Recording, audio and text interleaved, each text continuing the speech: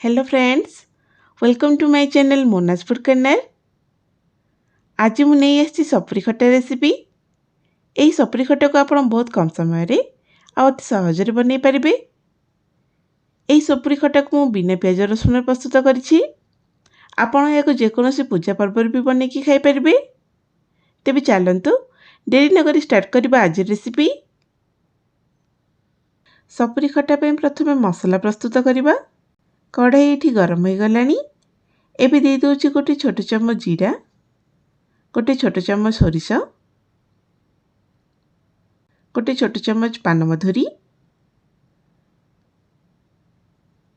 दुईटी सुखिला लंका दे दूची। एबे सब को मीडियम फ्लेम रे गोटे रू 2 मिनिट पे फ्राई करनबा।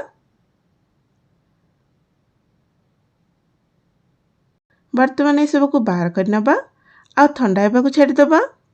ठंडा हैला पर यार गोटे भल पाउडर बनै दबा जो आम लास्ट व्यवहार करबा। सपुरी खटा बनैबा पई मु एठी कढ़ाई नै जाईछि। कढ़ाई एठी गरम हो गलानी। एबे दे दोछि 2 चम्मच खाइबा तेल। तेल गरम हैला पर गोटे चम्मच पंचफुटण दे दोछि।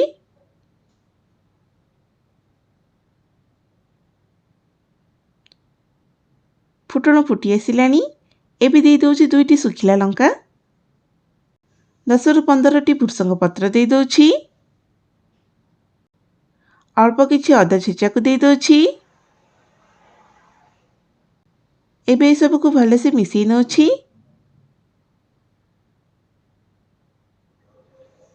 एबे इथरे दे दोछि अल्प टिके हिंगु गुंड आ भले से मिसई नोछि।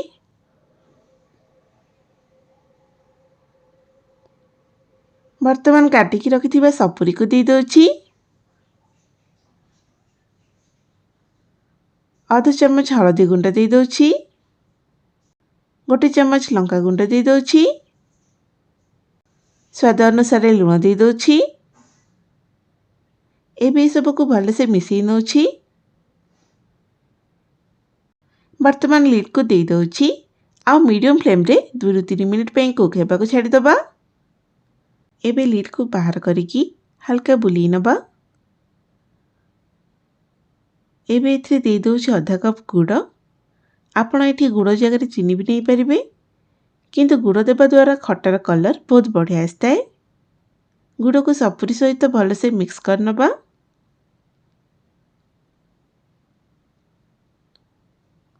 पुणी लीड को दे दबा आ गुड़ को मेल्ट हेबा लगी 2 मिनिट पे छाड़ी दबा।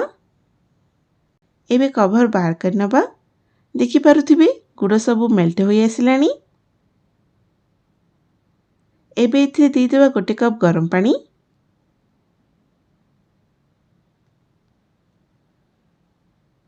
वर्तमान या को कवर करके आ 2 मिनिट पे कुक कर नबा। एबे लीड को बाहर करके हल्का गोले नबा।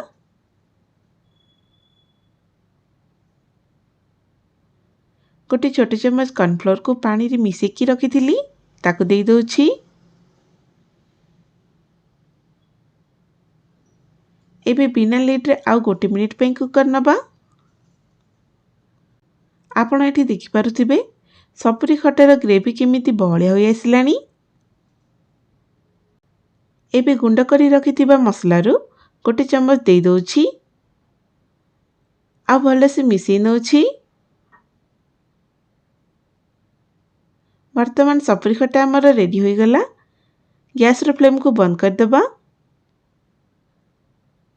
आपण देखि पारिथिबे हमर सपुरी खटा केते सहज रे प्रस्तुत होई गला। एही सपुरी खटा को साइड डिश भाबरे भात सहित खाइबा को बहुत भल लागि थाए। आपण याको थरे निश्चय ट्राई करंतु। आशा करूची भल लागिबो। मु पुणी आसीबी आउ एक डिलीशियस रेसिपी सहित। रहूची। Thank you.